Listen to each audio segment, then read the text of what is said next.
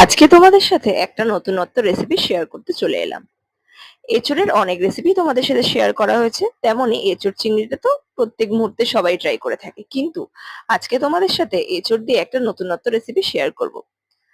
তো এঁচোড়টাকে সেই জন্য প্রথমে কেটে নিতে হবে। এঁচোড়টাকে খুব একটা ছোট পিস করার দরকার নেই, মিডিয়াম সাইজ পিস করে নিতে হবে। আর এই এঁচোড়টা দিয়ে কিন্তু হবে মাছের ঝোল। অনেকেই হয়তো ট্রাই করেছো, বাট যারা ট্রাই করোনি তারা কিন্তু অবশ্যই একবার ট্রাই করে দেখো, খুবই সুন্দর একটা রেসিপি। এঁচোড়টাকে একটু ভাপিয়ে নিতে হবে অল্প করে জল আর অল্প করে একটু পরিমাণ মতো নুন দিয়ে। তারপরে এদিকে নিয়ে নেওয়া হয়েছে মাছগুলোকে একটু ভেজে।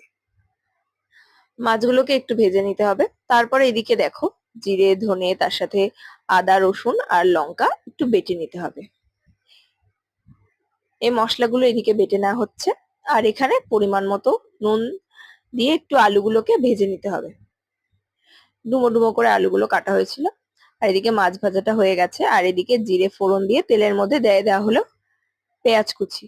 পেঁয়াজ কুচিটার মধ্যে পরিমাণ মতো একটু হলুদ দেওয়া হয়েছে, আর এখানে দেওয়া হলো টমেটোমের কুচি, আর দেওয়া হলো সেই মশলাটা যেটা বেটে নেওয়া হয়েছিল আদা রসুন। তার সাথে এদিকে দেখো হলুদ গুঁড়ো লঙ্কার গুঁড়ো সবকিছু পরিমাণ মতো নুন দিয়ে উপর থেকে দিয়ে দেওয়া হলো এঁচোড়টা। সেদ্ধ করা এঁচোড়টা দিয়ে তারপরে ভাজা আলুটা দিয়ে দেওয়া হলো। দিয়ে এবারে মশলাটা ভালোভাবে কষিয়ে নিতে হবে। মশলাটা ভালোভাবে কষানো হয়ে গেলে দিয়ে দিতে হবে জল।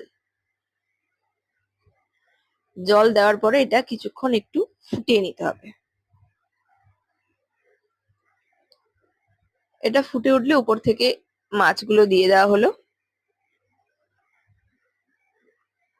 তারপরে উপর থেকে একটু গরম মশলা গুঁড়ো ছড়িয়ে আরো একটু নাড়াচাড়া করে নামিয়ে নিলেই কিন্তু একদম তৈরি এঁচোড় দিয়ে মাছের ঝোলের রেসিপি।